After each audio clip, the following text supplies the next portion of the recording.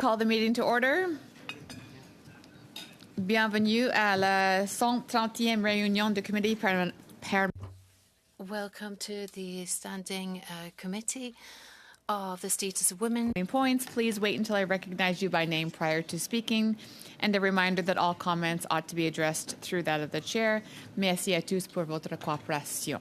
Thank you all for your cooperation. Standing Order 1082 and the motion adopted by the committee on Wednesday, September 25, 2024. The committee will continue with its study on gender-based violence and femicides against women, girls, and gender-diverse people. Before we welcome our witnesses, I would like to provide a trigger warning. We will be discussing experiences related to violence and femicides. This may be triggering to viewers with similar experiences. If indeed at any point you are feeling distressed or need help, please advise the clerk. For all witnesses and for all members of Parliament, it's very important that we recognize that these are very difficult discussions and we ought to be compassionate with our conversations. For today's panel, I'd like to welcome Elspeth Hayworth Centre for Women, Sundar Singh. She's Executive Director, joining us by video conference. Not here? This one here? Just skip her. Okay. And we have Julie St. Pierre Gaudreau, Policy Issues Advisor, joining us by video conference. Here, no? We do have Manuel Montes just joined. You can go. Okay, and now we just joined by video conference. We also have Manuel Montes, Executive Director with the Fédération des Maisons d'Hébergement pour Femmes. And I just said her name, okay. And no. And Dr. Amanda Buffalo, Advisor. There's just been a little bit of movement with some of our witnesses that have had some trouble with their technology, so I'm just trying to make sure we have the right ones here. In addition to that, is anyone else logged on? Okay. And lastly, of course, we have Jill Young in the room, Chief Executive Officer. So welcome to all witnesses and, of course, to all members. Unfortunately, a few of the witnesses have not been sound tested. Opening statements for 5 minutes for each organization. So to begin with, I'd like to welcome Ms. Singh. The floor is yours for 5 minutes.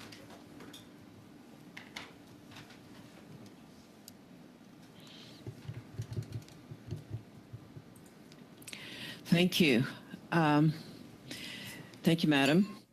My name is Sundar Singh. I am the Executive Director of Elspeth Hayworth Centre for Women, otherwise known as the EHCW, located in Toronto and in the city of Vaughan. Victims of domestic violence visit this centre with anywhere from 100 to 300 cases every year.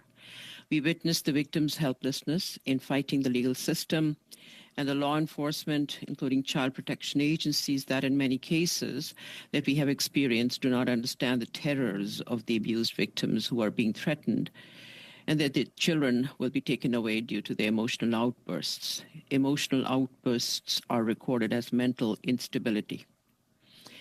We have seen some such cases where mothers are blamed of mental disturbance when it is an emotional outcry of losing their children. They are crying for help, but the children are taken away because the abuser is perceived as polite, calm, convincing, but he's a chronic manipulator.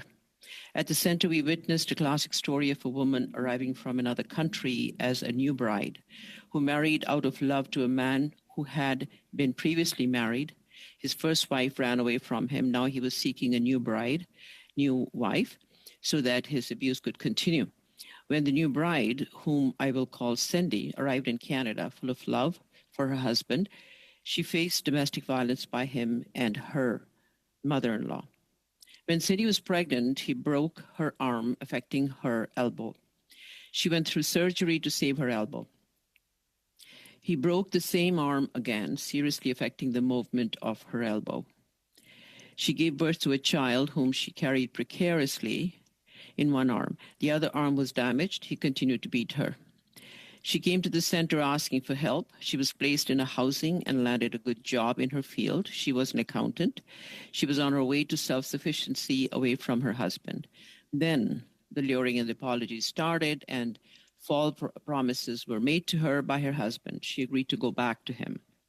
The man started to record each and every movement of hers.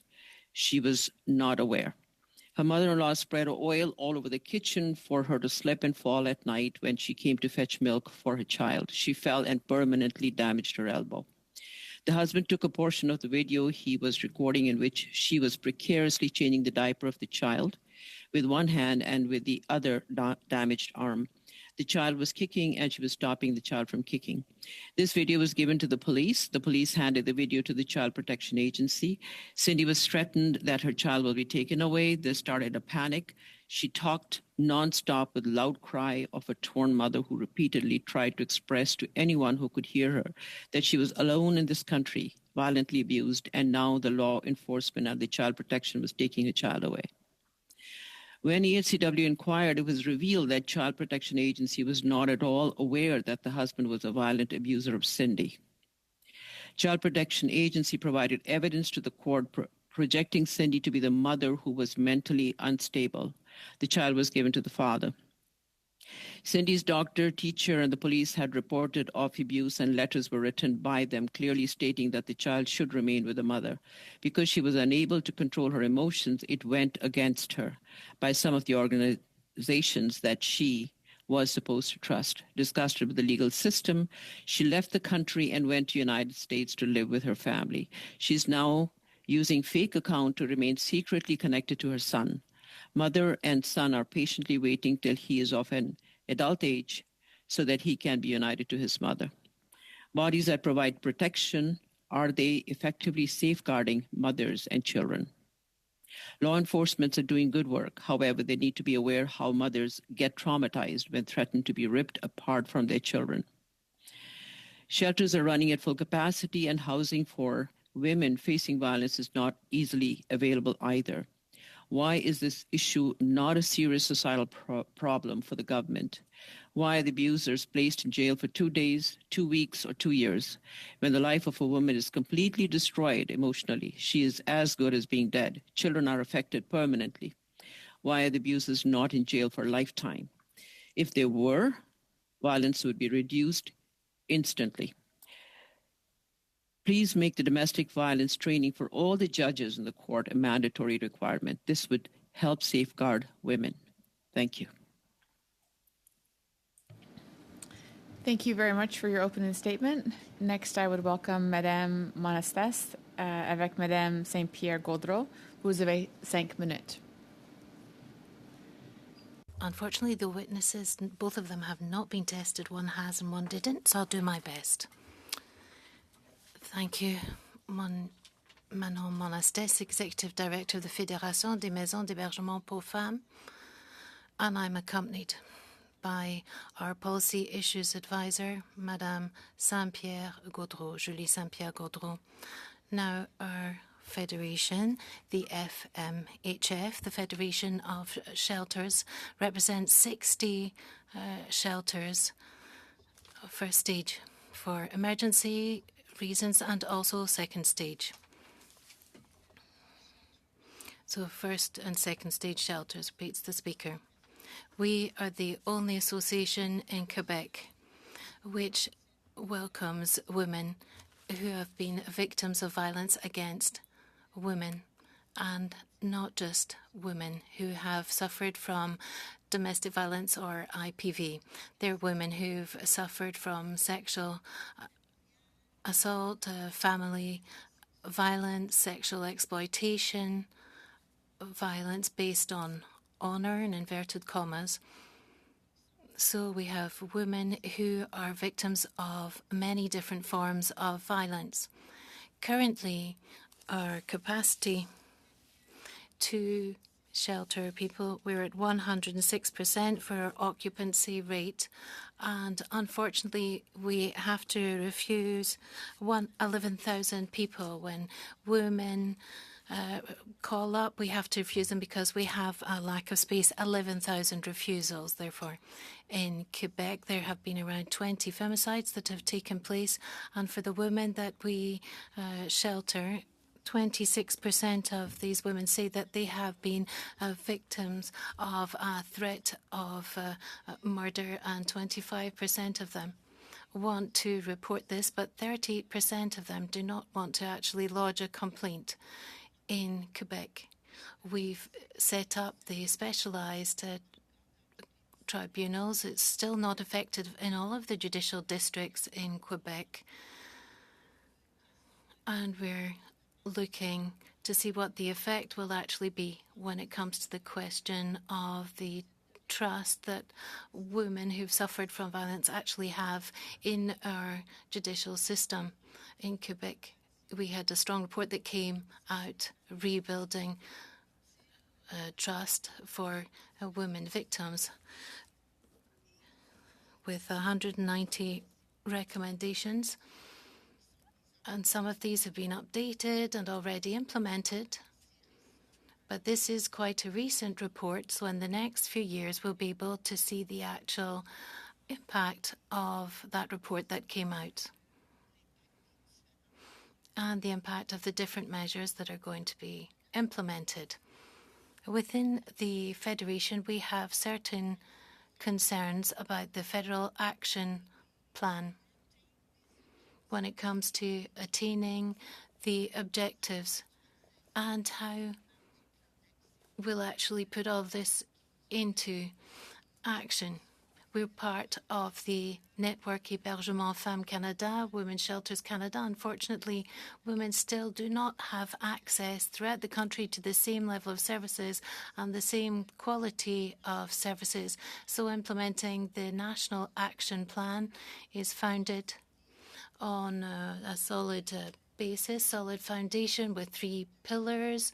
And we know that there's the question of leadership coordination, mobilization, and statistical data are all involved. We have a major issue with the reporting from StatCan, which really does not take account of these power relationships and the dominant power that exists. So we find ourselves with data that's often symmetrical from one gender to another. So when we look at our provincial data, it doesn't match at all with the StatCan data.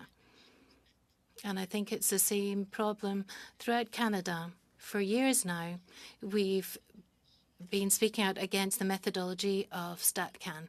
In Canada, we need to have a consistent data that really matches up with the situation on the ground and the state of play when it comes to violence against women. There's also the third pillar, the production of reports and also monitoring or oversight. There's a problem at the moment, we believe, when it comes to the assessment of the situation and how these 3 pillars are being implemented. We believe that there needs to be a complete assessment carried out in terms of accountability to see really what's happening, what has been updated and put into action with the Federal Action Plan, and how these actions are matched up across provinces and how all of this is harmonised with the Federal Action Plan. So within that perspective, we particularly agree with the LEAF report, which calls on to have an independent commissioner on gendered violence, and even to have an independent commission to deal with gender-based violence, which should have the mandate to report truly on the state of the situation throughout Canada and see what's happening with these numerous action plans and how they match up with the Federal Action Plan, more concordance, so that we can identify best practices across Canada, firstly, and then see what's happening in terms of federal leadership. If you could kindly wrap up your thoughts, that would be excellent. Thank you. So there's also the question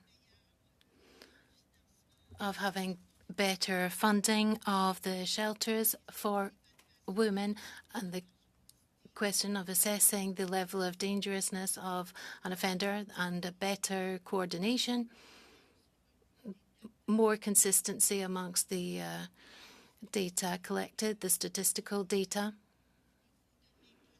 and also when it comes to implementing the National Action Plan. Thank you.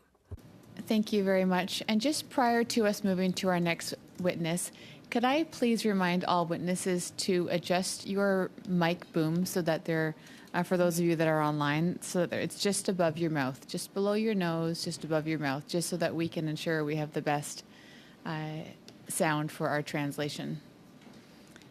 Next, I would like to welcome Madame Janson. Vous avez 5 minutes.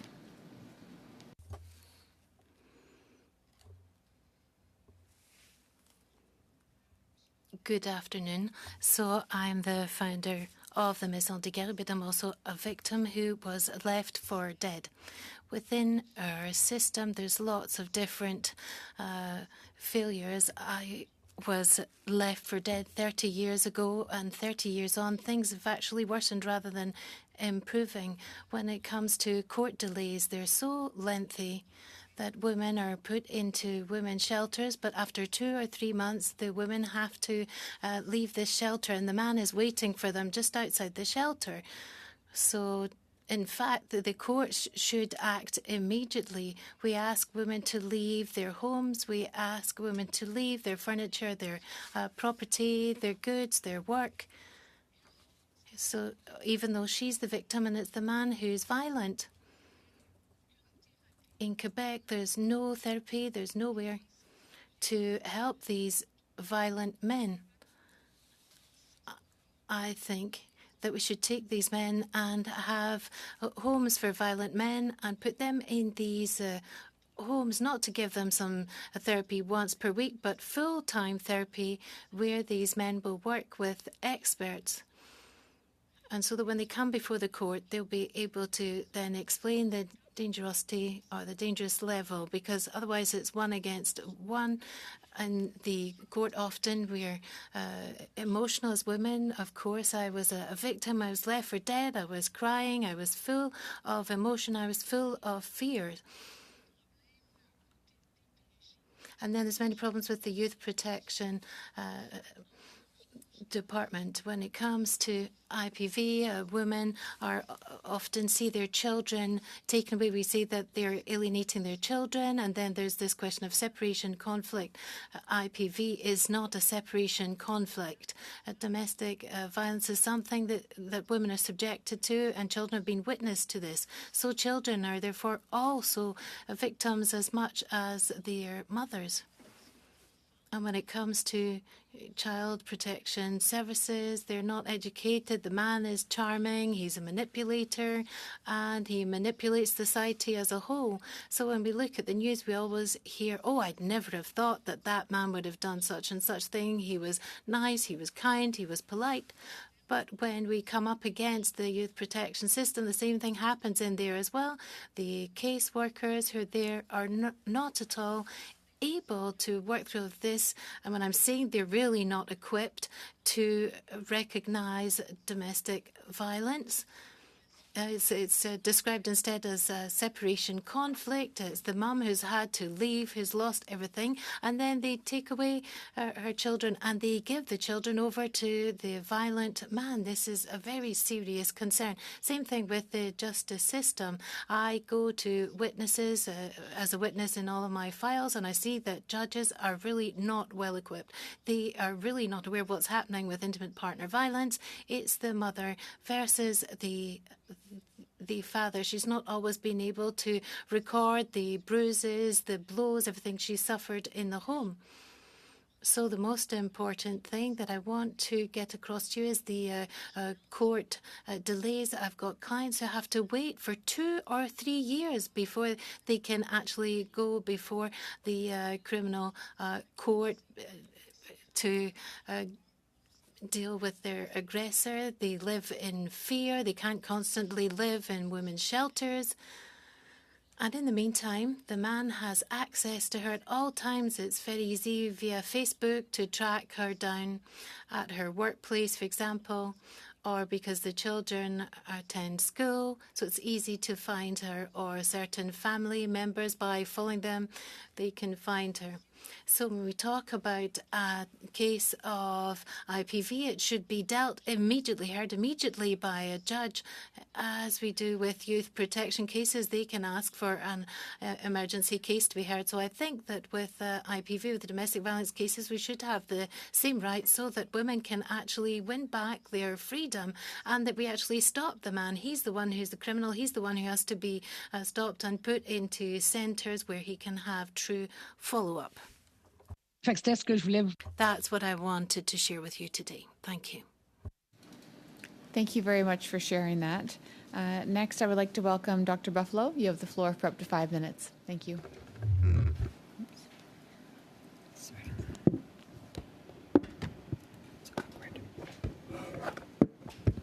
Apologies. Thank you for your patience. The Liard Aboriginal Women's Society is, we have our submission to the Standing Committee, and we've got a bunch of reference documents that we've sent along. What I want to impart on the committee is that Indigenous women and girls are reluctant to report violence to police, especially in the territory. There's significant violence that goes on with respect to the extractive resource industries in the Yukon, and the National Inquiry into MMIWG and the Canadian Feminist Alliance for International Action's May 2022 report provided evidence of RCMP misogyny, racism, and sexualized violence against Indigenous women, and we feel the effects certainly of that in the territory. For as long as resource extraction industries have claimed unceded territories of our peoples, Indigenous nations have resisted the unsustainable colonial state and extractive industry practices enforced by the RCMP of land theft, dispossession, and violence against women. We thank the committee for undertaking a study on the national crisis of gender-based violence and femicide, and present recommendations for action and consideration. Cascadena, our matriarchal society with Sioni Dena and Meska Dena, which is Wolf Clan and Crow Clan, and laws, as we're known, upholds Cascadena traditional law of Dena Otnitsan, which is to care for our lands and waters as our relations. We reject the unjust free entry mining regime that allows anyone to put up stakes to act over Indigenous lands without the free, prior, and informed consent of Casca rights holders. This has resulted in significant harms to women and caused environmental, social, cultural, economic, and spiritual damage in Denakaya, which is our Cascadena unceded territories. The 25-square-kilometre abandoned ferro-lead-zinc mine site is one such example of this destruction. Contamination reaches far beyond the mine site. Laws opposes the violence against Indigenous women and girls and environmental damage that accompany colonial resource development practices. We want to heal the scars on our women and our lands. We have a number of reports that we have tabled, which you will see in the notes. What I do want to say is, we've done studies, we've been on the ground, we know the damage that is done by these industries, so that you understand in numbers between 2014 and 2021, there were 7 femicides in the Yukon, 6 of which were Indigenous women. Indigenous women represent 86% of the victims of femicide in the Yukon during that time period. That is also the highest rate of femicide against Indigenous women in Canada. In Casca country, this is particularly important because Cascadena women represent more than 50% of all missing and murdered Indigenous women and girls in the Yukon. So our work has been around demonstrating how the mining industry's colonial ethic of exploitation, degrades ways that Indigenous and racialized women mine workers are treated in male-dominated workplaces, in camp living conditions, in our communities. We talk a lot in the studies that we've submitted to you about workplace health and sexualized assault safety regulation within the camps, but also within our communities. Reporting is particularly problematic because our women are afraid to go to the RCMP or to go to the authorities, and we want to, do more to keep our women safe in our communities. I'll ask that you refer to the document provided to the review the submissions, but I do have some recommendations for action as well. So we do want to ask the Standing Committee to recognize that the use of euphemistic terms like development and resource development that imply growth, progress, and positive change fail to account for the reality of the colonial project in Canada. Indigenous peoples are displaced in order to steal lands and resources for the economic, political, and social benefit of private corporations, settlers, and the state, provincial, territorial, and federal governments. The historic settler colonial practices of extracting furs, forests, fish, minerals, and other resources have enacted violence on Indigenous peoples, devalued our social, cultural, and political roles, particularly of Indigenous women in our communities, and harmed the physical environment, plant and animal habitat, and human existence. These practices continue. This violence must stop. Laws respectfully ask the Standing Committee on the Status of Women to take the following recommended actions. 1, financial resources. To advocate for all party support to provide adequate government funding for A, long-term sustainable core funding for Indigenous women's orgs, B, creation of industry-wide and enforceable policies informed by women with lived experience, particularly in the extractive resource industry, women's advocacy NGOs to respect Indigenous sovereignty and the safety for Indigenous women and girls, and C, more research studies per Reclaiming Power in Place report.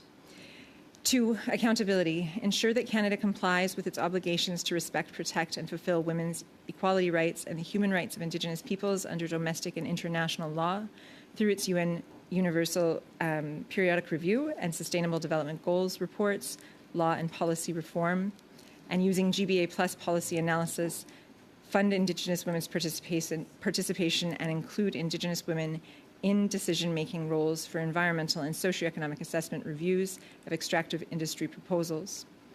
3, implementation.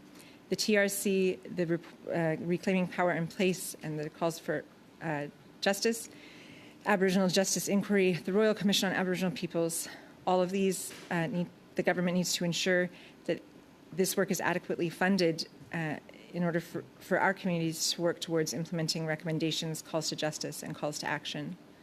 4, reconciliation and restoration recommendations. The cost for implementing recommendations for justice and reconciliation and for the restoration of lands alienated from Indigenous peoples should be covered by government and industry that have reaped and continue to reap the profits from extractive resource industry projects. The Liard Aboriginal Women's Society, we're a non-government organization. We've been around for 25 years. We know the lay of the land. And, you know, we're really here today to encourage you to take action to help us end violence in our own communities and to help us ensure that future generations aren't fighting the same fight in another 25 years from now. Suka Sanlat. Thank you for your expertise, Dr. Buffalo. At this point, Ms. Young, you have the floor for up to 5 minutes. Thank you for the opportunity to speak today. I am Jill Young, the CEO of YWCA Lethbridge and District, representing just some of the voices of my community in Lethbridge, Alberta. The national scope of this crisis is staggering. At least one woman or girl is killed every 2.5 days in Canada, most often by a male. Indigenous women and girls are 12 times more likely to be murdered or go missing than other women in Canada. In 2022 alone, 868 children were left without their mothers due to femicide. Over 4 in 10 women have endured some form of intimate partner violence in their lifetimes, and nearly 1/3 of women over the age of 15 report experiencing sexual assault. That means if I look around at the women sitting here today on this committee, at least 4 of you have experienced some form of intimate partner violence. These figures are haunting, and we are witnessing their impacts on the ground every day in Lethbridge. Lethbridge has some of the highest rates of intimate partner violence, which is a form of gender-based violence, in Alberta, with Statistics Canada reporting a rate well above the national average in 2022. Harbour House, the emergency shelter for women and children fleeing violence, and the only one in Lethbridge, experienced a 15% increase in crisis calls over the last year alone. We were able to shelter 400 individuals throughout the year, yet due to capacity constraints, 827 individuals were unable to be sheltered. At the current rate, we anticipate that that number could be close to 1,000 individuals this year. Our shelter has also seen a 31% increase in children needing refuge. These children are escaping traumatic situations only to find limited resources for their recovery and stability. Lethbridge faces a unique set of challenges that contribute to these elevated rates of intimate partner violence. As a regional hub for southern Alberta, Lethbridge serves a large, diverse, and often underserved population, including many rural and Indigenous communities with limited access to resources. This influx increases the demand on local services, often stretching our resources to the breaking point. Additionally, socioeconomic issues like higher than average rates of poverty and addiction in Lethbridge add to the complexity. Financial instability and substance misuse are well-documented risk factors for intimate partner violence, making it even more challenging to break the cycle of abuse in our community. The economic pressures exacerbated by inflation, lack of affordable housing, limited mental health services further strain the capacity of organizations like ours to address and prevent intimate partner violence effectively. And these local factors echo what we know nationally. Gender-based violence is complex. It is a systemic issue deeply rooted in long-standing gender inequality. Femicide and gender-based violence are not inevitable, and they are preventable. As a society, we have the power to prevent these tragedies if we commit to addressing their root causes through multi-pronged, coordinated approach. The National Action Plan to End Gender-Based Violence can be an invaluable roadmap, but its success depends on action, collaboration, and accountability from leaders at every level of government. With the National Action Plan launching in 2022, we still see forms of gender-based violence on the rise, specifically sexual assault. So this requires the entire system working together, federal, provincial, municipal, alongside organizations like ours, to ensure these services are comprehensive and accessible. We need sustained investment in emergency shelter capacity, mental health support, trauma-informed services, affordable housing, and culturally responsive programs. We cannot address gender-based violence without addressing the economic and social vulnerabilities that put women and children at risk. We know what the statistics tell us, and we know the root causes. We have thousands of hours of research and hundreds of reports on this issue at our fingertips. What we need now is decisive, multifaceted action that brings together all of us to implement these solutions with urgency, commitment, and accountability. And we need to know that the roadmap we are using leads to a reality where safety, equity, and dignity are the standard for all women in Canada. Thank you very much, Ms. Young, and thank you to all witnesses. That does conclude our opening remarks. At this point, we will begin our rounds of questions. I will be noting the time and informing members and witnesses in the room and online when there is 1 minute left, and then when there's 30 seconds left. In addition to that, before we begin our first questioning, I would like to acknowledge that Dr. Buffalo does need to excuse herself at 6:15. So if you'd like to pose any questions to her, you want to catch them before 6:15. At this point, I welcome MP Doncho. You have 6 minutes. Thank you, Madam Chair. Thank you to the witnesses for your excellent testimony. It is, I'm not a permanent member of this committee, but when I do come, it is a very, very heavy topics we discuss here, and certainly this committee and the witnesses who come deserve a lot of credit for their courage for bringing these issues forward, which, in my opinion, should be much more in the forefront of our political discussion than they are currently. I do have a number of questions for a number of you. I did want to ask Ms. We'll start with Madam Singh. Thank you for your testimony, ma'am. You mentioned at the end, and I'll just read your words back to you. I believe they may be a bit paraphrased, but my takeaway from it was that you were saying, why are abusers only in jail for 2 days, 2 weeks, 2 years? I believe you said they should be in jail for a lifetime. If they were, violence would be ended permanently. The violence, and you made the point also, which I thought was quite a good point, that the violence lives with the woman who's been abused and her children for a lifetime, and that was sort of the argument you had made. May I just ask you, if you could design the justice system with that in mind, with women and victims and their children in mind, what specifically would you change about this? And I know you've said you would keep them in jail forever. That's not necessarily an option, but are there other things that you would do? Perhaps it is. Are there other things that you would do to fix the justice system? The reason why I mentioned that the abusers need to be in jail for the lifetime, they destroy the lives of family members, their wives. They beat them, they break their bodies. And when someone commits a crime, killing, when they commit a murder, we put them in jail for lifetime. But when women are hurt, but their bodies are broken, the children are taken away, or children are permanently mentally damaged, we don't do anything about the abusers. When the laws are strict, when we put the abusers for a lifetime or for a very long time in jail, affecting their lives, the violence will be instantly reduced. And that was my point I tried to make, is that why are the abusers put in jail for 1 day or 2 days, then they're out? They are in jail for 2 weeks, then they're out on bail again. There should be no bail for the criminals. Absolutely no bail for abusers who are hurting women and the children.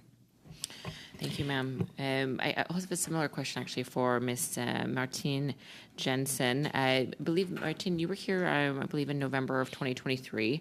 And I'll just read your quote back to you. I apologize. You likely said it in French, but I'll read you the English translation if that's all right. You said that everyone knows that abusers are arrested and then released. You can see it on television and hear it on the radio.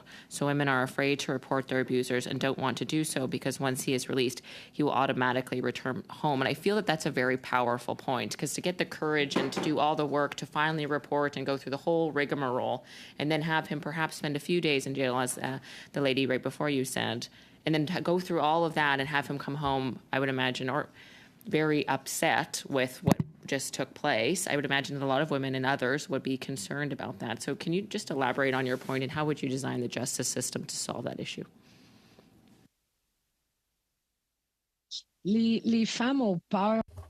Women are afraid because they know the man has been arrested. He gets an 8-10 and then he's immediately released again. He's not put in prison even. So women know this. We see it everywhere on the television. We see with the youth protection that they're taking away children. But once again, I'd like to come back to the basic point within the system. I continue to believe that men generally don't have just one victim. So even if we put them in prison, he'll come out and there'll be another victim and another victim. No, they need to be sent to specialized therapy centers for violent men. That's the only opportunity that we have to actually change something. Because if we work on their behaviors and try and understand why these men are doing this, I'm not talking about narcissistic perverts. Narcissistic perverts, we can never change them. But there are other men who are impulsive. They've grown up with impulsivity. And if we look in families where there's domestic violence, IPV, most of the children in turn become violent. We have to break this cycle. These people need care, and the women need to be built back up, and the men, we need to work on their violent side, and we need to help children. So as soon as the police is called, these men are the ones that should be placed in centres. And I thank women's shelters for the fact that they exist. But what do we do with all these men? We just leave them out there and nobody works with them. And they're never going to change. And for their whole life, they're going to make other victims, and they will become increasingly violent. Each one of them, if you look at their background, they've done far more than just affecting one victim until they actually finally kill someone. When I was left for dead, this same man made another 7 victims after me. For your testimony, maybe I'll be able to ask my questions in another round because I had some follow-ups. Thank you both. Ms. Sadut, MP Sadut, you have the floor for 6 minutes. Thank you, Madam Chair. Thank you, all the witnesses sharing insight with us. My first question goes to Ms. Singh. Ms. Singh, you share Cindy's story. It was very touchy. But I just want to ask you the question. There are various forms of gender-based violence, including emotional violence, physical violence, and the financial violence. What type of programs or initiative are needed to support those individuals who are going through tough time? Ms. Sidhu, sometimes the emotional violence can be extremely severe to a point that the abuser would mentally hurt women. All kinds of abuse for women are criminal activities. So there is no one criminal activity that we can weigh as heavier than the other. When the abuser is abusing his partner, they use all sorts of abuse. They use emotional, financial, physical abuse. And what we experience, most of the women who come to the center, they talk about the abusers being very charismatic, very polite. They are very social in the community. They have a good standing in the community, but at home, they are abusing their partners, and the partners are in a very precarious situation when they are in a social environment. They don't know how to explain to the community because the community will not believe them when they say, they're being abused. And emotional abuse can be very, very dangerous. It can have a huge impact on a woman. So it's not just the physical emotion, but the emotional and the financial. Financial issue is heavy because a woman cannot leave her home if she has little children, if she is not financially stable. Most women who are financially stable and they are able to, because they have a good job, so they can leave that relationship instantly. But the financial abuse, the financial control by the abuser keeps the woman at home for abuse. Thank you. My next question goes to Ms. Young. Ms. Young, you talked about a roadmap of a national action plan. We also heard a few times in the committee about the importance of providing full wraparound care of victims. Could you tell us more about how the wraparound services where women can get everything at one stop? So what do you think about that?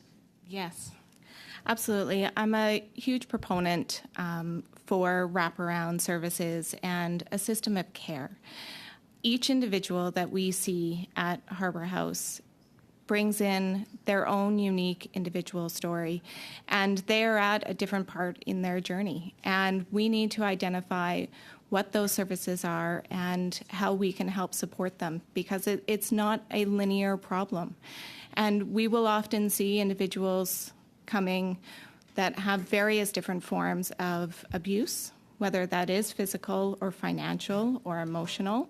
We need to be able to provide those services that include mental health supports. We need to be able to provide financial literacy services, opportunities for them to get their ID cards or bank cards or a bank account that they've never had before. These are critical pieces to provide an individual independence that they may not have had before. And quite often, what we see in shelters is that we have a siloed approach, and we need to expand that to have that collaborative wraparound approach so that we are able to address all of these different intricacies that are affecting these individuals. Thank you. From many witnesses suggested the committee that the offense of femicide should be added to the criminal code. Do you agree that offense of femicide should be added to the criminal code? 100%, yes. I do agree that it needs to be added to the criminal code to actually identify what these crimes are and how they're happening. And without naming it, we can't address it. Thank you. And Madam Singh, do you agree that? I also agree with that. Just want to talk about that. Are you addressing me, Ms. Sidhu? So any witnesses can speak about that. Any comments, Dr. Buffalo? I agree that it should be part of the criminal code, and importantly, as Madam Young has stated, language is important, and we can't address things when we don't know what we're addressing. And I would proffer for the committee that, language is important in the way that we prosecute or seek justice as well. So in the court system now, violence gets mutualized in the language. We have a lot of work to do around training our justice system and our legal system and our punitive system around clear and plain language that doesn't mutualize the violence or that doesn't put the responsibility of the actions of the perpetrator onto the victim. And so that, I think, is really an important piece of it.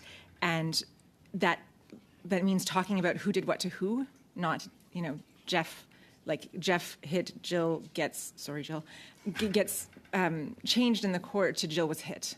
And suddenly Jeff is gone, off in the night, and it's just Jill here having to deal with this, right? So I think that that's a really important piece of it, and that means we need to, as much as trauma-informed models have gotten us to where we are in this discussion, I think that we need to move to violence-informed models that talk about who does what to whom, and we need to have dignity-driven practices that are committed to upholding the dignity of the victims and the survivors of violence. Thank you. Député Larouche, vous avez 6 minutes. You have 6 minutes. I'm Pilar Rouche. Madame la Présidente. Thank you very much, Madam Chair. And thank you to all of the witnesses for being with us today to reflect together on how we can reduce or, in fact, eliminate these femicides, reduce them, and basically find solutions. My first questions will be put to the representatives of the Fédération des Maisons d'Hébergement pour Femmes, the Women's Shelters Federation. So it can be Madame Monastès or Madame Saint-Pierre-Gaudreau. You can answer. Because in the opening remarks from Ms. Monastès, you referred to different levels of responsibilities and cross-cutting responsibilities that several sectors may be affected by these femicides and how we can work together, whether it's health or justice, social measures, and the impact of the lack of housing and lack of safety. So perhaps you could come back to this aspect of seeing femicides in a global way. And we need to think about this in a cross-sectoral way. And that's what we've seen in the report, Rebuilding Trust. Several sectors were included in that report. Perhaps you could comment more on that. Answer. Yes, there needs to be a global approach where we take account of all the different areas of life of women and their different life conditions, whether we're talking about their health or the social side of things or the justice system. Because we need to have an integrated response that draws on all of the different sectors at the same time to ensure the safety of women. We've talked a great deal about the question of courts and how courts should respond. It's not sufficient because they don't put victims at the centre of the judicial process. So yes, people really don't understand violence against women and the impact on women and children. There's a lack of understanding because there's a lack of training of all of the actors involved in the judicial system. Then when it comes to health, once again, they don't correctly identify the impact. Women go to the hospital, they talk about their injuries, but we never really identify why and identify the violence against women. It's very much underdetected, once again, because of a lack of training. And also when it comes to the social security net, women can come to the shelters, but we shouldn't shoulder all of these different aspects alone. There needs to be lots of different forms of support extended to victims. There needs to be a concerted, integrated approach. Several women who come to our services have thought about this twice because think if I leave my violent spouse, once I leave the shelter, and we have to remember there's the second stage shelters where women can stay up to 3 or 5 years in order to rebuild their lives, but they're wondering, what will I do afterwards? Will I be able to find affordable housing? Will I find a good school for my children? Will I be able to find work again?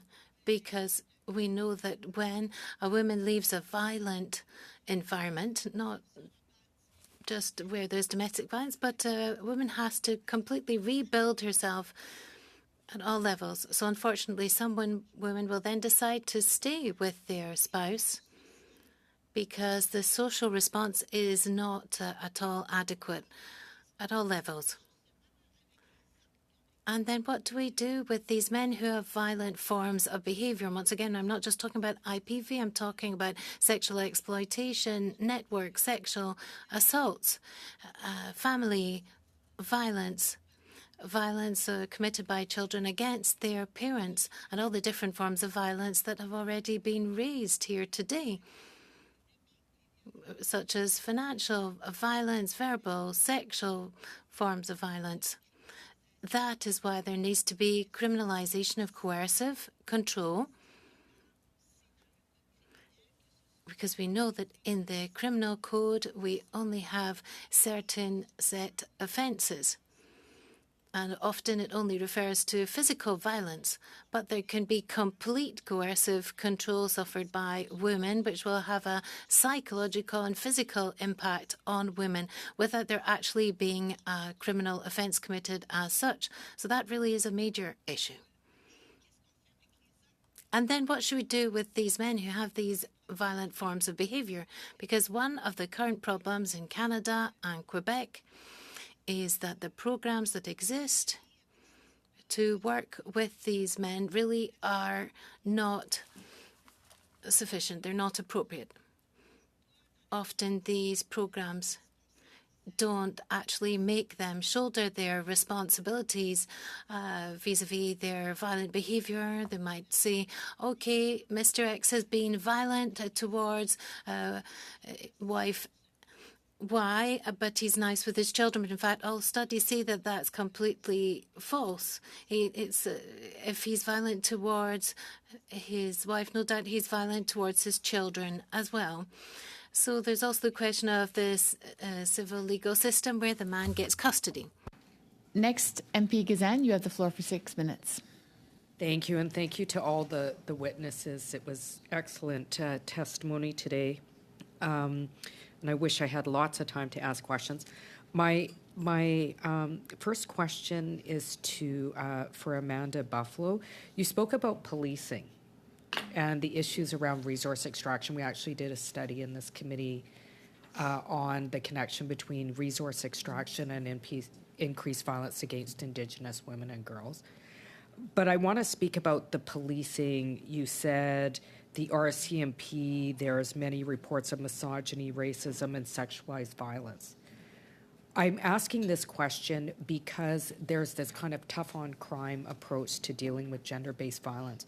But when it comes specifically for Indigenous women, the very systems that are supposed to protect us perpetrate violence against us. What would be an alternative to kind of like tough on crime, traditional forms of policing to police safety? So I guess I'll begin answering that by saying, I'm alive and my sister and my mothers are alive because of other women in our community being really committed to helping women escape violent situations. And there's so much that's tied to that in every community. These systems weren't made to keep women safe. Like you think about when we try a case in a public court, you get a public prosecutor who represents the general safety of the public, and that's how they determine what's going to be prosecuted and what is not. Remember that women were not part of the public until 1929. The criminal code goes back a lot farther than that. So the law has never really been adjusted to include women insofar as the prosecutions or the way in which we do that work. One of the things that we've been talking a lot about up north is having lawyers for the victims, the same way that a perpetrator gets a free lawyer publicly funded. I mean, perpetrators get lawyers twice. They get the public lawyer, they get the public interest lawyer, and then they get their defense lawyer. So what that tells us, even without saying it, is that women are actually guilty until proven innocent by that process, right? That they have, the burden of proof is on them. So, when we think about just all of the little ways that we absent women from these systems and absent them having voice, and then telling them to go to a particular service that was actually designed to keep their voice down or to corral them, in particularly for Indigenous women, to clear them from the land. And that's supposed to be where we go for safety. It doesn't make sense in my brain or my heart or any part of my being. The first place I'm going to go, and the first place my mom always took me, was Auntie's house. Yeah. Okay, thank you very much. And just the more support for women, supporting other women, that's very clear. But I wanted to move to Madame Jansen on the same question, because you were talking about helping violent men, and I know I've done some work with jails, like I've been trained to teach in jails actually. And one of the things that I noticed working in the jails is they're very violent. And so, punishing violent men in antisocial violent environments doesn't make sense to me, like in terms of eradicating violence. But you said something. You said, how do you help violent men? We need homes for violent men, centers where they can get long-term treatment and care. I was wondering if you could provide more details about that. Well, I believe that centres need to be opened up, not therapy and consumption centres, but other therapy centres. In the Maison des Guerrières, we work with violent, impulsive men, as Madame Monastes has said. For the moment, they've got workshops, a 1-hour thing. It's a group of guys that just laugh together. It's not true therapy. Whereas when I work with them, we deal with confrontation. We have intensive workshops organised. So I think these men need to be with specialists. There's therapy for consumption of substances issues, and these therapies help them. But I really believe that we need to have shelters, homes for men. We take them. As soon as the police is called, we take the man and we send him to this type of home, and then these specialists can already assess his level of dangerousness and say, no, we'll return him back to the court, or else we'll keep him here. He's highly dangerous. But it needs to be really intensive treatment. These men are not at all equipped. They only know how to use anger. We have to give them other tools other than anger, how to manage emotions, master jealousy, and why they react in a certain way. And the results with the men with whom we've worked, well, of course, not if it's a narcissistic pervert. I'm talking about men who are impulsive, men who've been sexually abused themselves sometimes, or have lived in a violent situation. They've received this strap, or they've seen their mum beaten, and that's the only type of behaviour that they're familiar with. So when they arrive in a relationship, they reproduce that type of behaviour. So as a society, we have to educate them in a different way. Even in school as well, there needs to be violence prevention carried out. Time, it's we need to eradicate violence in non-violent ways on a case-by-case basis. Is that right? Yeah. Thank you. Yes. Okay, second round begins. Anna, MP Roberts, you have the floor for 5 minutes. Thank you, Madam Chair, and I want to thank all the witnesses, your stories and your strong women for being able to come here and talk to us. So I commend all of you. I also have, I'd like to also recognize Sunder Singh, because I know the amazing work that you do with women. And I also know that you've won the Mayor's Community Safety Award as well as the Minister of Attorney General's Victim Service Award for your distinction. That's a huge honor. But the honor I have is knowing that you are there fighting for women.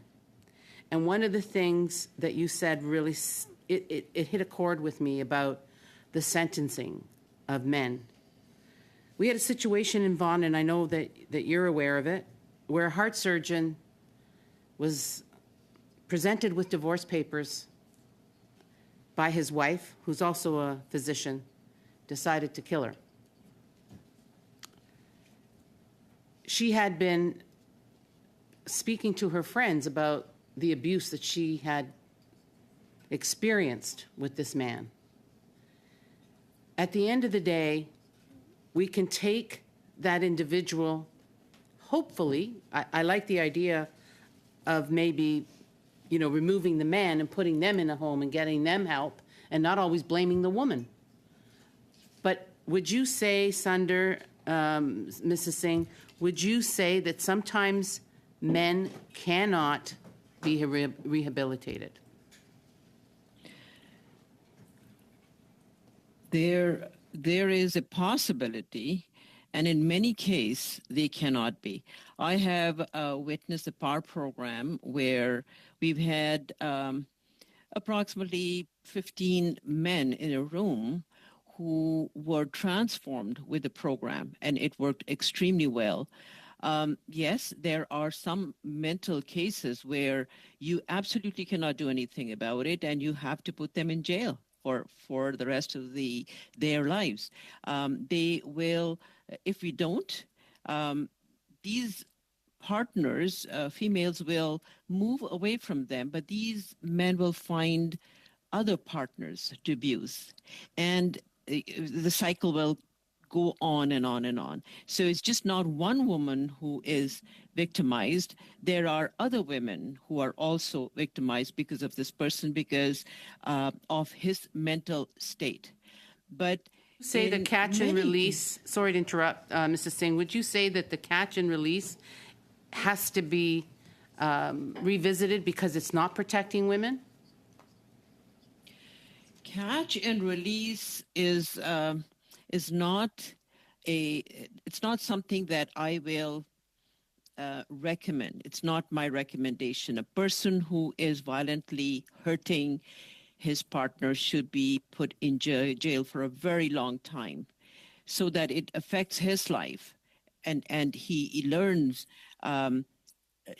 what he has done wrong. One thing that did work, MP Roberts, in India, a system in the jails is called Vipassana, where it's a very strong therapy that the strong criminals are given, and it brings about amazing changes in these criminals. And it's a great therapy. A partnership, the POWER program is also very, very good.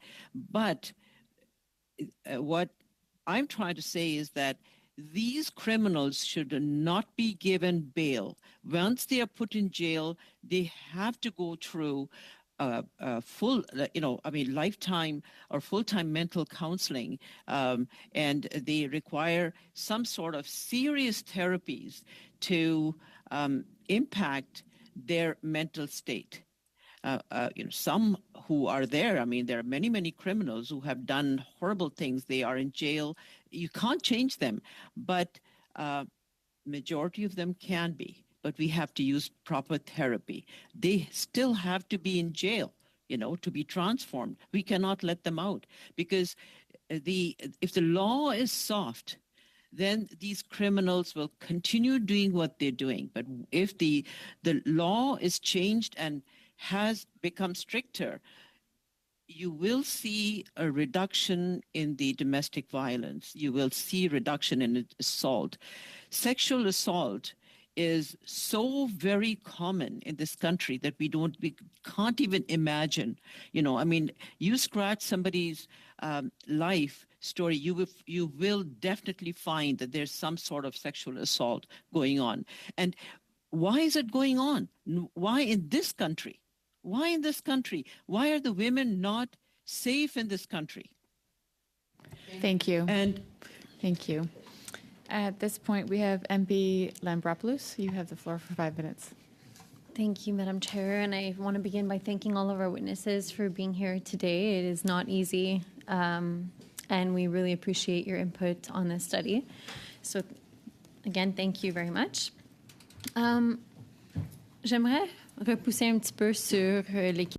I would like to continue with the line of questioning about violent men and possible therapies or programs that are already offered and how that should be changed.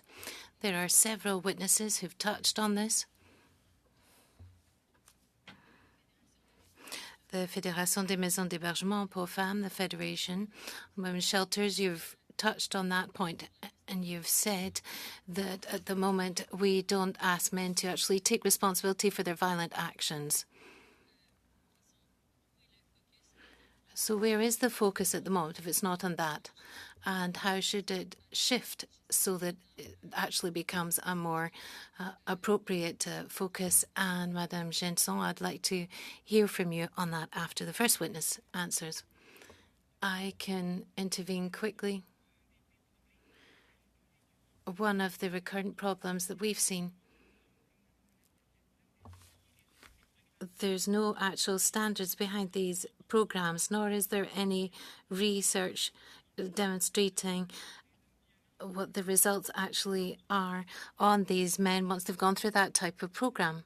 Sometimes it can be based on taking responsibility, but sometimes there's just discussion circles or therapies with no real guidelines. There's no maximum duration set, nor are there any specific criteria or particular prevention objectives with these therapies for men.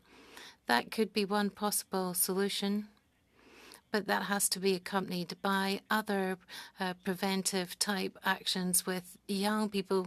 We see an increase in misogyny and cyber violence, misogynistic actions online. So we have to promote positive masculinity instead and try and take preventive steps rather than actually reacting once the horse is bolted, so to speak. And perhaps my colleague would like to add something on that. Yes, exactly. There needs to be a reference framework with specific objectives that all of the therapies have to follow that are aimed at violent men. That is the case in Ontario currently. There is a legislative framework that exists with certain norms, certain standards, and intervention services for men with violent behaviour don't meet this framework, then funding is removed for that programme. But in Quebec or elsewhere in Canada, it's a little bit haphazard. It might be a behaviour-based therapy, or it might be one psychological aspect that's brought out in the therapy. But that's not really getting to the core of the issue. Men showing violent behaviour have to be forced to shoulder the responsibility because the violence that they're choosing to use is an actual choice. It's not just impulsivity, or it's not just related to their past. There are many men who have lived in very violent settings, but they took a choice to not use violence themselves. And many studies have proven that this is the case. There's not necessarily intergenerational transmission of violence. The only program that's actually effective is a program that makes them responsible for the behavior and their violent behavior. So I've just got 1 minute. Martine, vu que j'ai... Martinez, I just have 1 minute. I'll just put one question to Ms. Young for the moment. You said that these things are preventable. We need to address the root causes. And if you can just, go over what those root causes are in your opinion and what we should be focusing on in order to prevent rather than put a Band-Aid on an issue that is clearly rampant. We need to start with prevention. And it starts when individuals are young. It is a key aspect to not responding, but preventing. And we need to instill skills, life skills, healthy relationships, empowerment to girls and to boys that understand when they are young, and so that we can eliminate this at an earlier age rather than responding after the fact that it has happened. So we need to focus and really build on some of those preventable and prevention skills and programs that are going to support gender-based violence. Excellent, thank you. MP LaRouche, you have the floor for 2.5 minutes.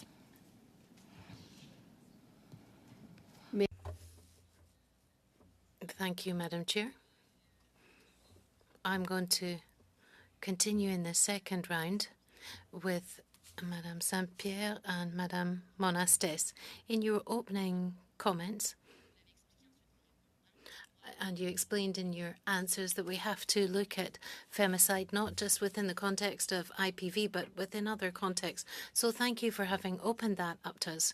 It comes up to a question of power relations between men and women once again.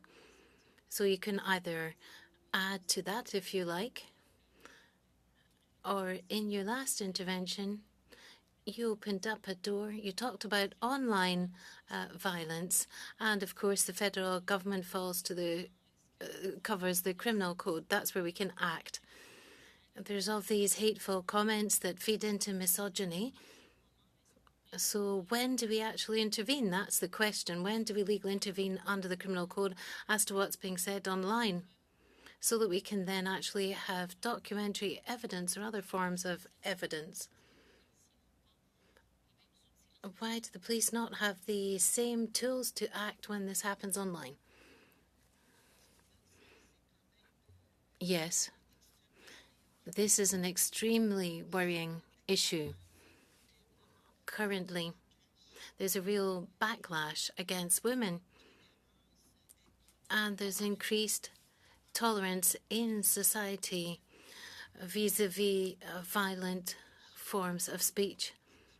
There needs to be legislation adopted on dealing with these aspects. It's totally unacceptable. And even we see you've got politicians that are making racist and sexist comments that are extremely violent towards women, and that's actually tolerated within society. That really is something that's totally unacceptable.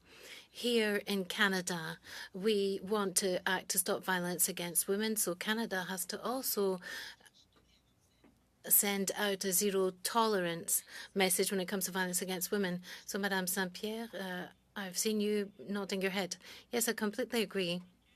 We also have to bear in mind that even if this takes place through technological tools, violence online can turn into other forms of physical violence or lead to femicides. It may well start online. So we have to find a way to be able to intervene, cut this off at the source as soon as a complaint is lodged because of a cyber violent or harassment or misogyny online. And we need some guardrails when it comes to using pseudonyms to still be able to trace this back to perpetrators of violence, because that's where it started, and we should not trivialize that form of violence online.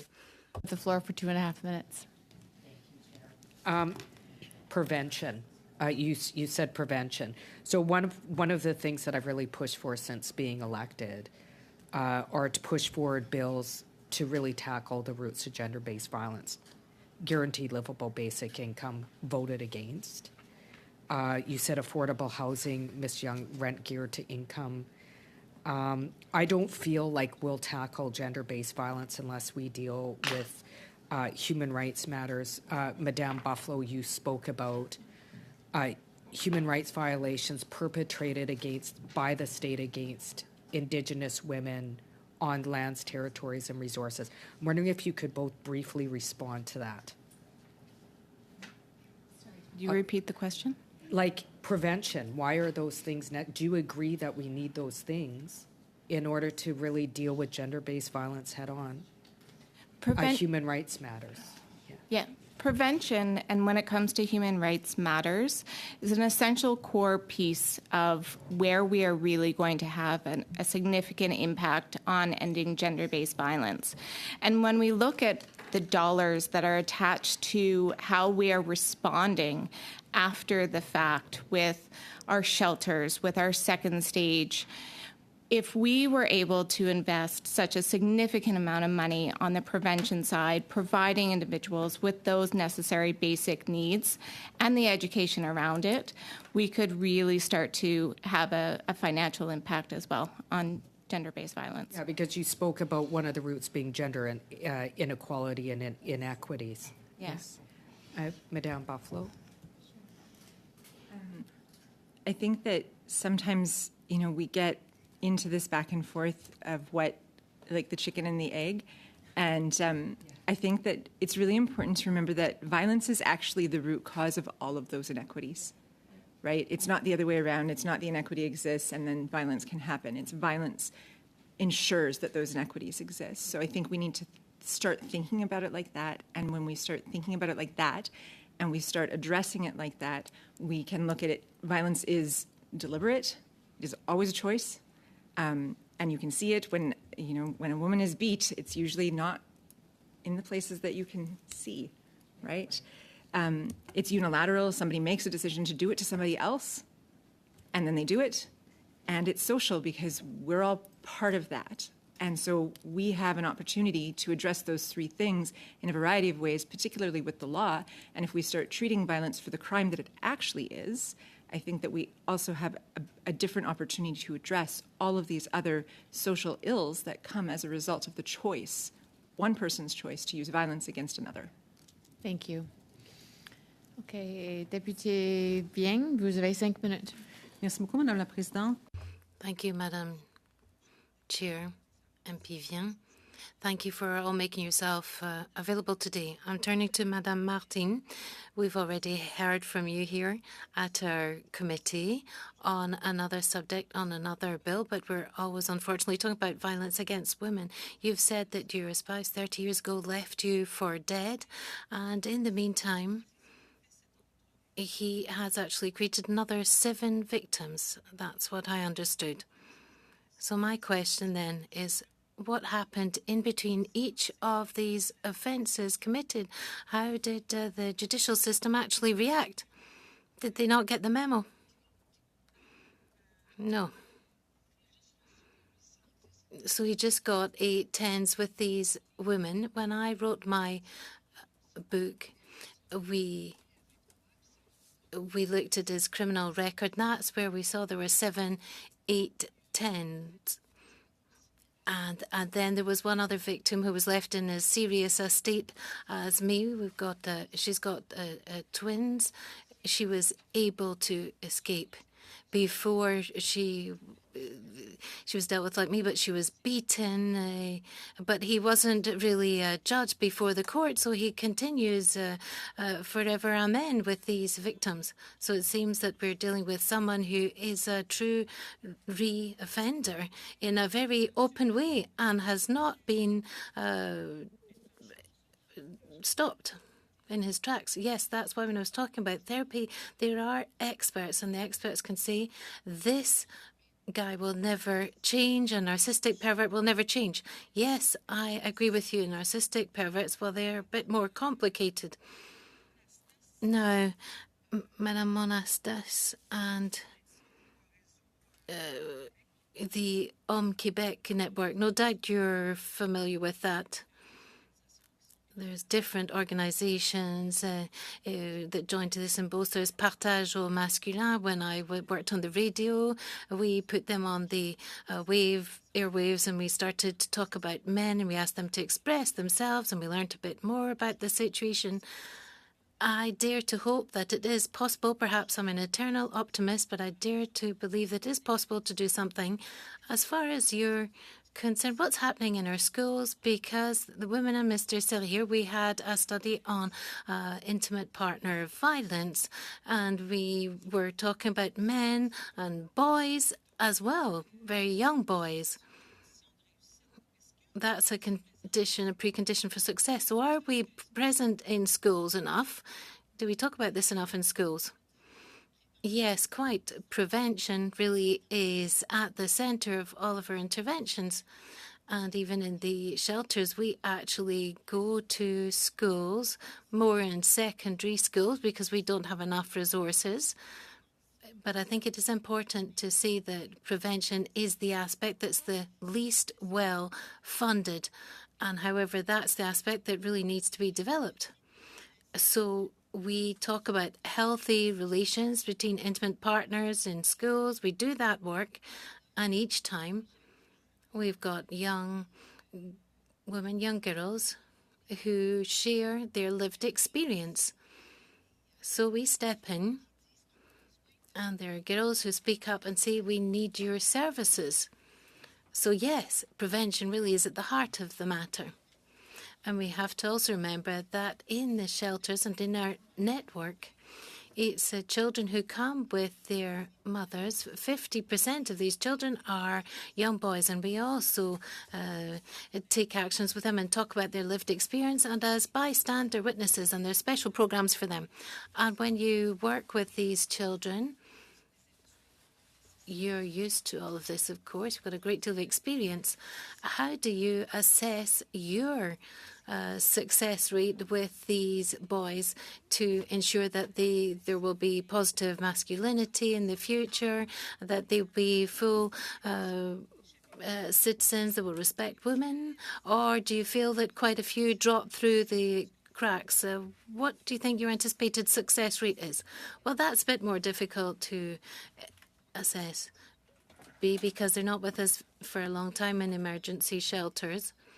But there are certain studies that have been conducted on this matter of children who've suffered from domestic violence. Mr. Simon Lapierre from the University of Ottawa, who has carried out several studies, in fact, on the impact of domestic violence on young children. And in his research, he gave them a voice to express their feelings. So it was interesting to see how these children, as survivors, actually expressed their understanding about what had happened in terms of the violent incidents. And in general, they said it's a choice to use violence. And that's what the studies are pointing to as well. It's not a mere fatality that you're going to become violent because you have lived through a violent situation. MP Saray, you have the floor for 5 minutes. Merci, Madame la Présidente. Thank you, Madam Chair. And once again, thank you very much to our witnesses. You have shared with us your expertise, and your recommendations will really help us on this very sensitive subject.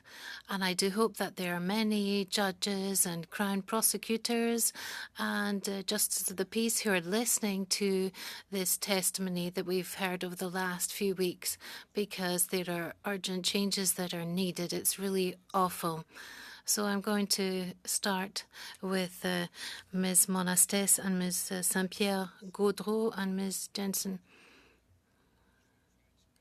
Obviously, to come back and build on what was said by my colleague, Madame Dominique Vien, on support. It's awful that when it comes to prevention work, to see what we can do with men, well, of course, I'm not criticizing what's happening with women's shelters and the need to offer support to women. It's extremely important. I don't want to take away from that in any way.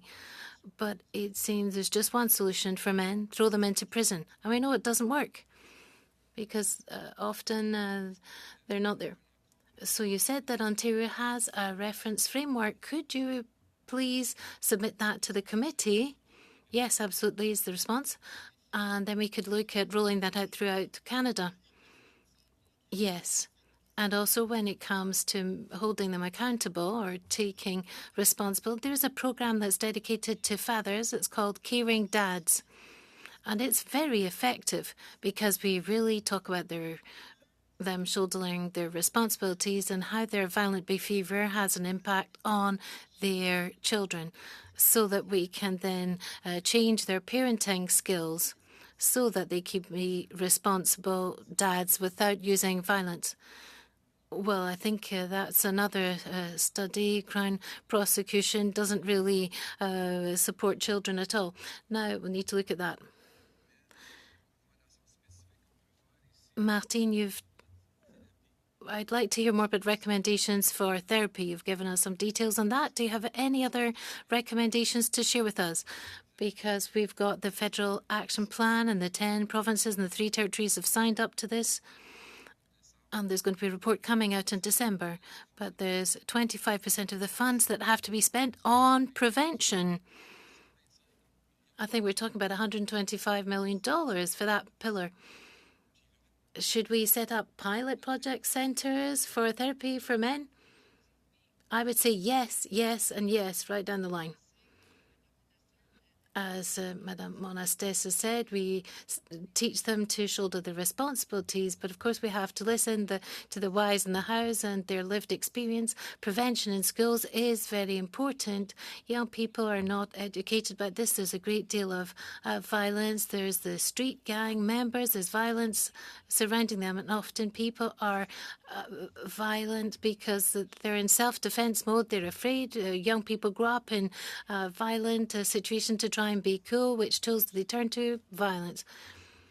So I think if we can build up their self-esteem and take away racism and aggressivity can be removed, we can remove a great deal. When you build up a solid human being, they don't need to destroy somebody else to build themselves up.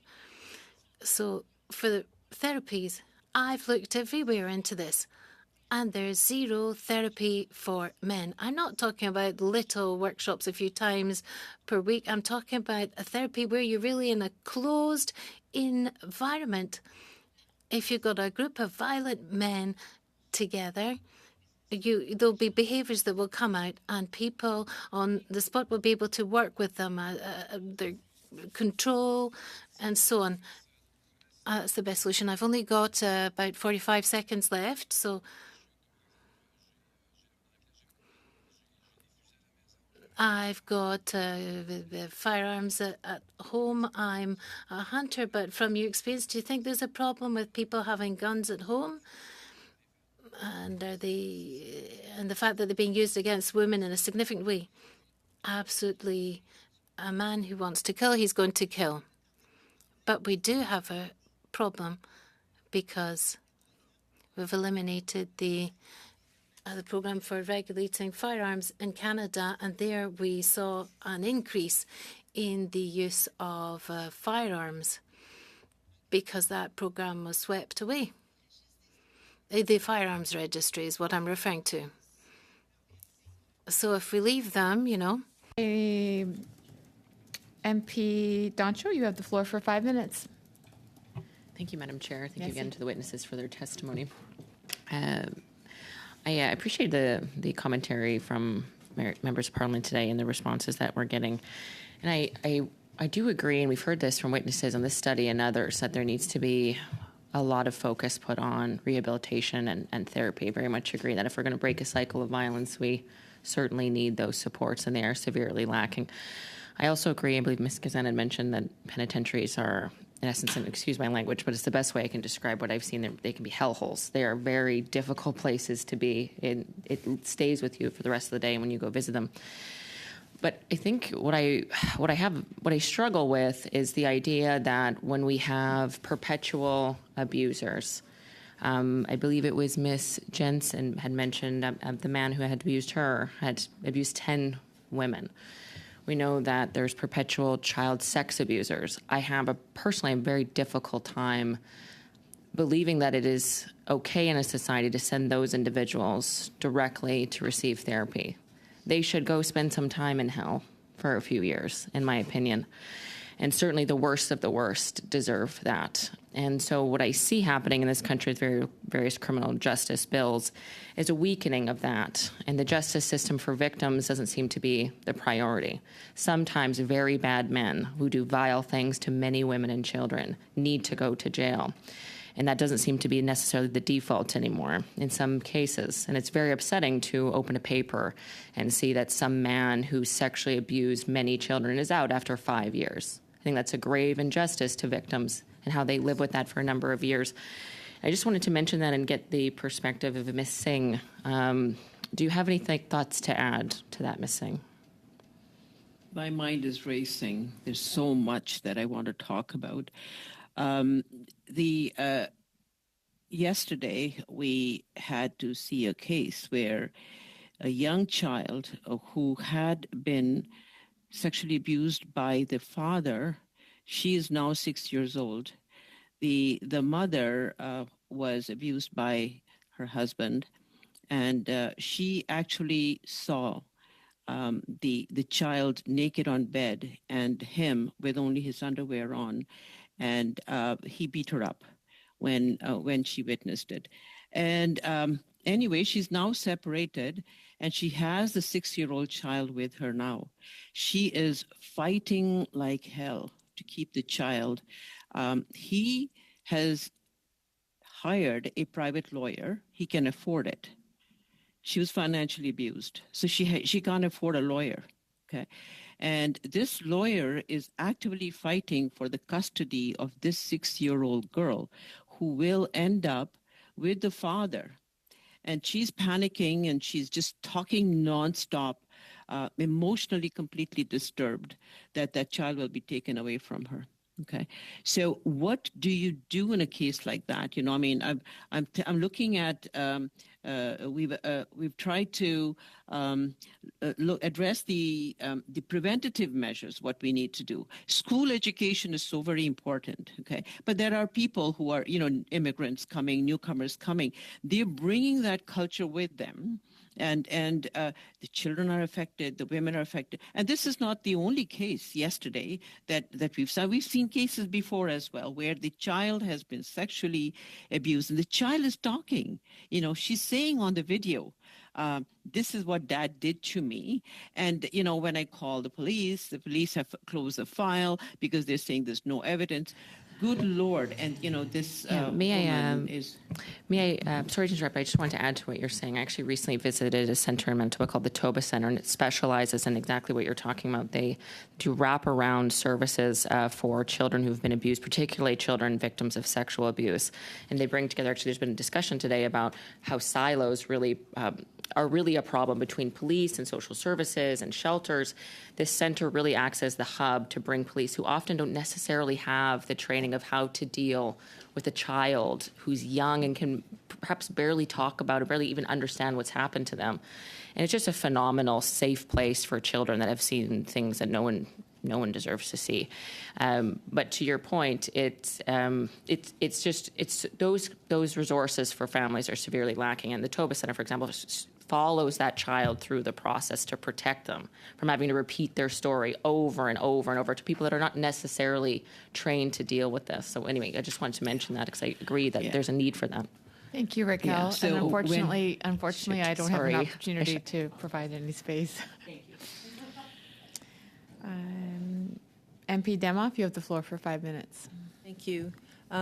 Dr. Buffalo, I know you have to leave in a couple of minutes, so I'm going to start with you. You mentioned 86% of femicides are Indigenous in Yukon. Is that right? Just in that 7-year period. Yeah. Yes. One of the things we hear about a lot is throw people into jail.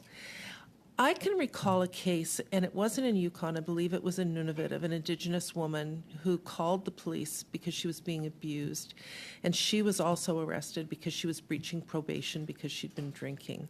And another situation where an Indigenous woman went to the police to report sexual assault, and the judge was worried about her showing up for trial, so he put her in jail, and she ended up having to share a van with her, with the accused to go to court.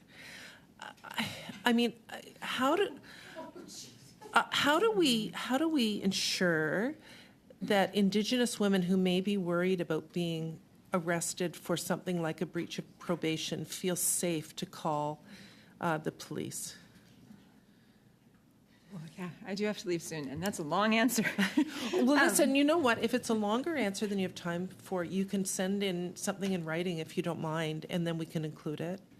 I think I do want to touch on it because it happens all the time, and it happens particularly in communities that are small, that are northern, rural, isolated, remote, and Indigenous.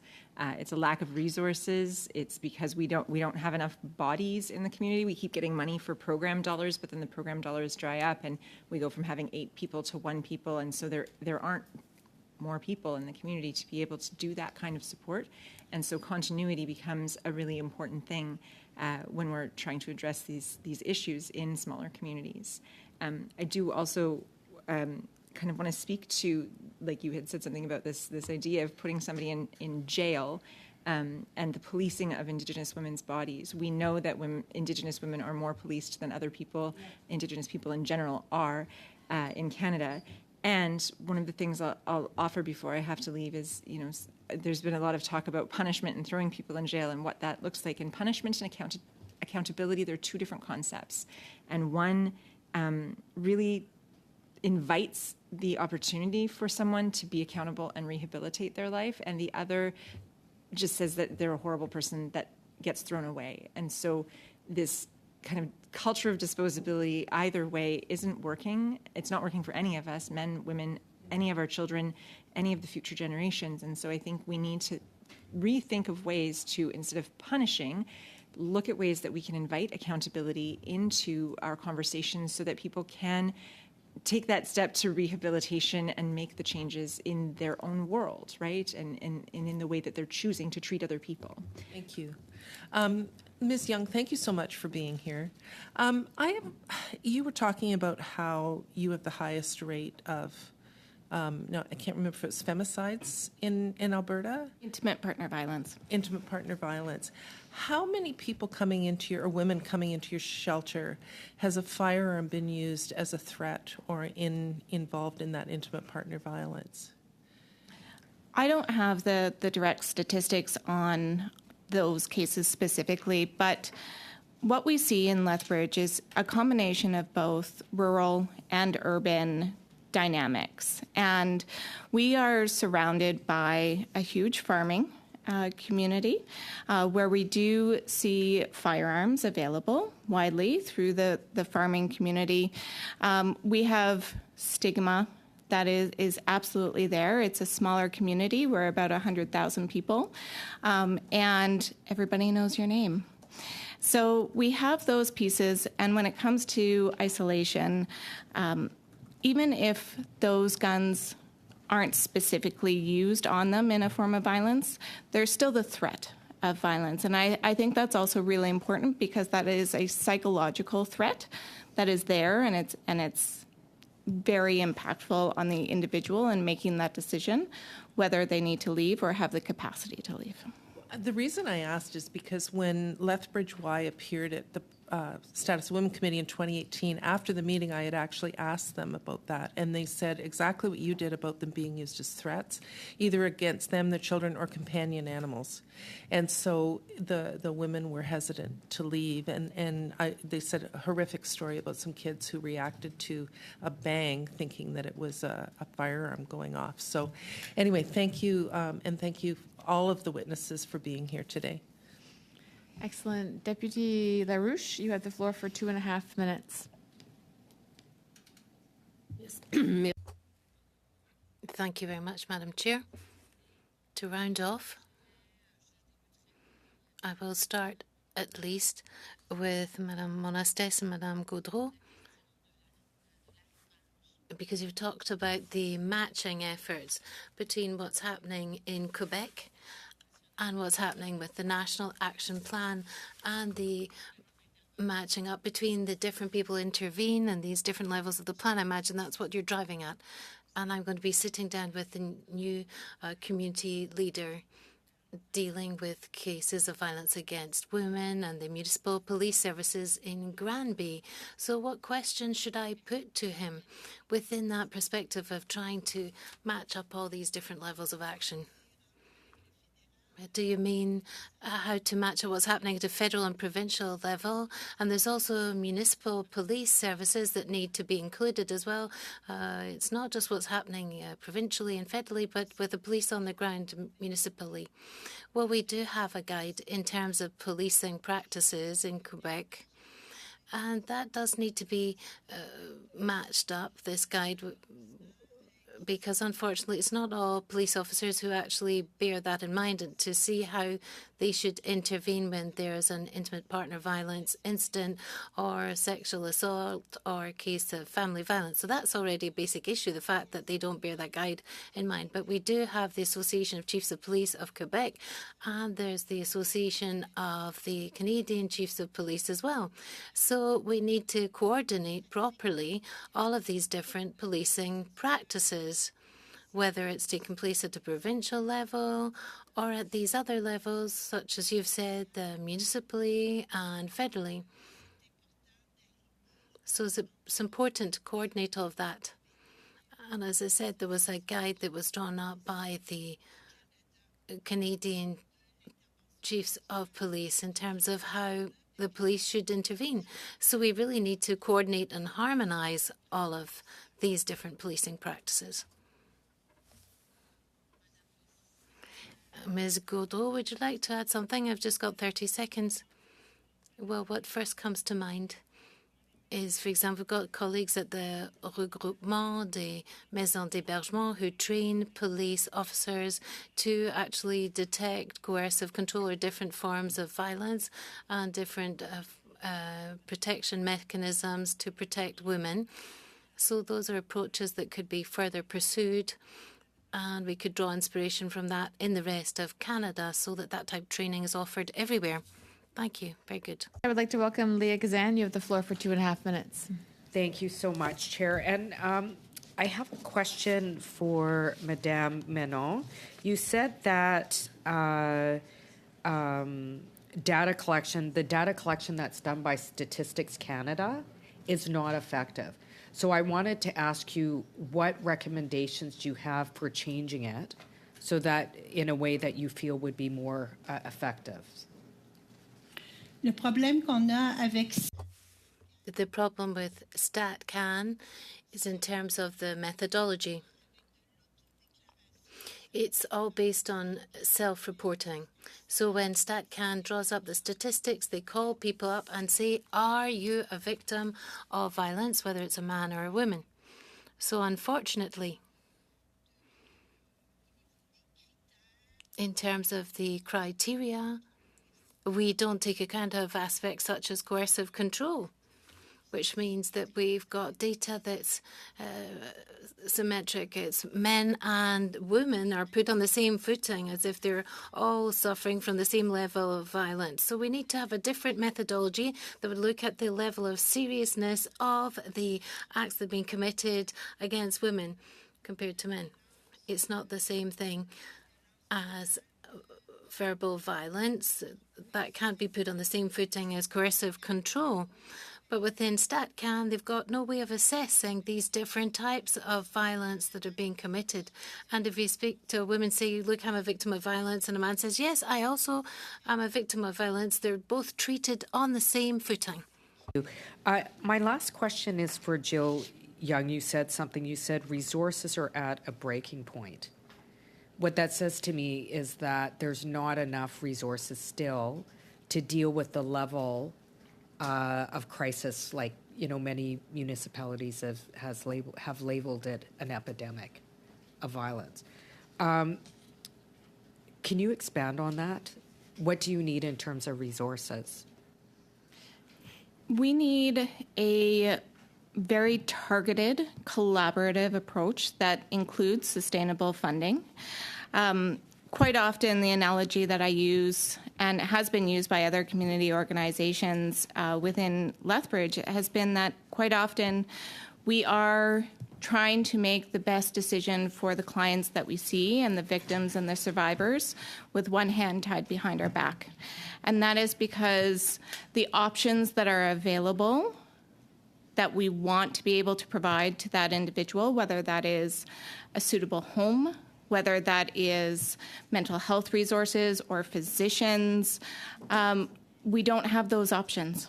And it continues, yes, funding is a huge part of that, but it is not the only piece. And we need to be doing this collaboratively and very aligned. And what we see in this system is that it really varies by community what that funding is and how we are collaborating that makes a difference for those survivors. Thank you. Thank you. In the third round, we do have 2 slots left, both with a Conservative Party member and that of a Liberal Party member, generally for 5 minutes each. I'm going to do 4 minutes each, just because we started at 4:36 and we're going to end at 6:36. So 4 minutes each, starting with Anna. You have the floor for 5 minutes. Sorry, 4 minutes. Thank you, Madam Chair, and thank you again to all the witnesses. I can't believe how wonderful and how brave you all are. So I'm going to ask my question to Madam Jensen. You told a story of a woman whose abuser violated his conditions 28 times. So based on your vast experience with many men who are not able to be rehabilitated, what is your thought on the catch and release policy, and how has it not assisted in preventing violence against women?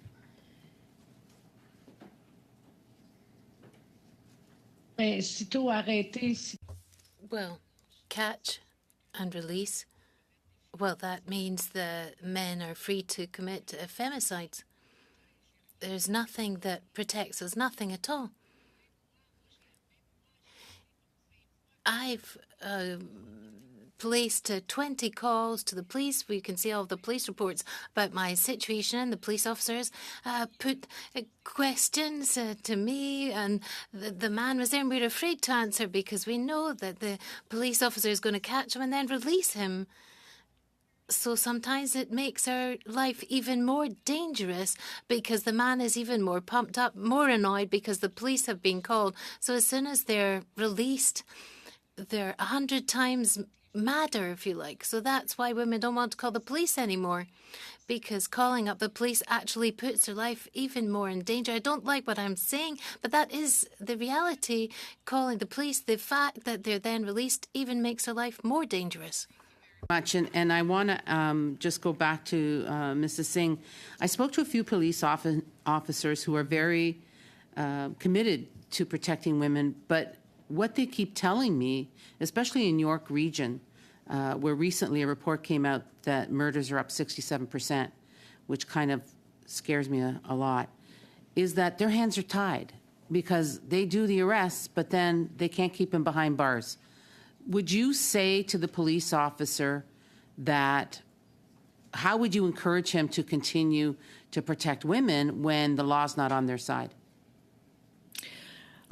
We do experience quite a few times where the police officers have said the file is closed because there's no evidence, and we find that we are completely helpless. Our hands are tied. When the case goes to the police, when the case goes to the court, the police tell us not to intervene. We can provide emotional support to the women, but other than that, we cannot do anything. Yeah. So it becomes a legal case and there's nothing we can do. And I understand that the police are feeling helpless as well. They can only do so much, but it is the law that is soft that ties the hands of the police, and they cannot do anything. Laws need to change. They need to become stricter, and authority has to be given to the police so that they are able to handle domestic violence cases. But the training for the police officers, for the judges, for the child protection agencies, it should become mandatory. They need to understand the emotional conditions of the women when they are abused. And, they need to understand deeply what the women go through and the impact of taking the children or threatening to take the child away from the mother, at the same time being abused. They need to understand that. Emotional condition of the woman, it may appear from outside that she's mentally unstable, but she's not. A mother cannot tolerate to see her child being taken away, especially when she's beaten up at home. Yeah. So they need to be very, very sensitive to that. Thank you. MP Hepner, you have the floor for 4 minutes. Thank you, Chair, and thank you to all of our witnesses for this testimony. Unfortunately, Dr. Buffalo is no longer here, but I want to go back to something she said that really piqued my interest. She mentioned having a lawyer paid for by the state in court for the victim. So we know we have court support services for victims, but we've heard at this committee that they don't always offer the type of support that victims need. If we have a lawyer paid for by the state who's there to argue for the victim and the safety of the victim, do we think that would make a big difference? I'll start with you, Ms. Young. Actually, at YWCA, what we do, we have an individual who helps to navigate the legal system with our clients, with our survivors, with the victims.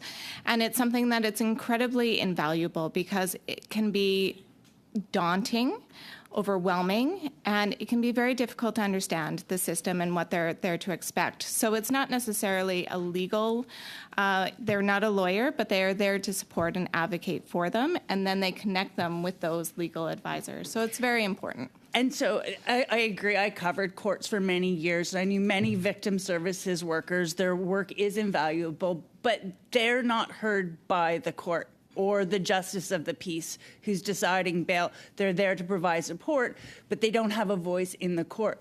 So if we had a lawyer who could intervene during a bail process with the justice of the peace and have an actual voice, to me, that seems like a good solution. What are your thoughts? I think it would be a fantastic solution. And it's definitely one of the barriers that we see day to day because it's obviously significantly daunting. So yes, it would be very valuable. Je voulais aller prochainement. And then I wanted to turn to our Quebec witnesses with the same question. If we had a lawyer that was paid by the state who could be there to really advocate on behalf of the victims, what would you think of that? It would be the best thing we could have because the man leaves with everything and he can afford to pay for a good lawyer, and the woman finds herself with a legal aid lawyer who's only half paid to go to the court, and that's the end of things. There's not a real debate if it was between two well-paid lawyers. If women had good lawyers, their cases would turn out in a completely different way. So women have to be able to be equipped. I don't know how government could give funds for that. But it's not the legal aid lawyers that really defend well the cases for women, not at all. Thank you. I just wanted to add something because I've just got 1 minute left. Key recommendations from the National Police Federation. I'd just like to get your thoughts on that. One of them includes ensuring that justices of the peace actually have some legal background. JPs are the ones who decide on bail. Often they don't have any legal background whatsoever. The other two recommendations are that provinces and territories share data amongst one another so that they have more information when they're exercising their discretion. And thirdly, an enforceable bail monitoring system so that we actually know if somebody has violated the terms of their bail conditions or if they're not where they're supposed to be. Allez-y s'il y a quelqu'un qui veut. Please go ahead if someone would like to answer on that. Yes. Well, we have to see it coast to coast to coast. The problem is really with the breaching of the conditions. What happens when a spouse or an abuser does not respect the conditions that have been imposed on them? And we see that the police, because of lack of training and a lack of analysis of the situation at hand, is totally powerless and doesn't intervene. They'll say, well, he just sent a letter to his wife to say that he still loves her. But that's part of coercive control, isn't it? That's why it's really important to criminalise coercive control, because then the police officer can say, I've got a judicial lever to step in and say, yes, this is indeed coercive control, so I can act and I can put this man in prison. It is a breach of condition, because a breach of condition automatically should lead to being put in jail because of the question of ensuring the safety of the victim and her children. So, yes, this is a major issue. What does the judicial system actually do? And there's these breaches of conditions. And we've seen across Canada, the coroner's reports are very clear, and I've spoken out about this often. There are femicides after numerous breaches of conditions. That is why it's very important to have legislation on coercive control and then apply the law de facto when there's a breach of condition. That should lead to being arrested, because this is an offence under the criminal code. And then when the victim reports these breaches of conditions, for the moment, the police officers say we don't have any evidence. But in fact, what the victim says is actually a form of evidence. At this point, that does conclude our panel for the evening. I certainly would like to thank all of the witnesses for being here and your testimony and your remarks that you shared with everyone. At this point, is it the will of the committee to adjourn? Meeting adjourned.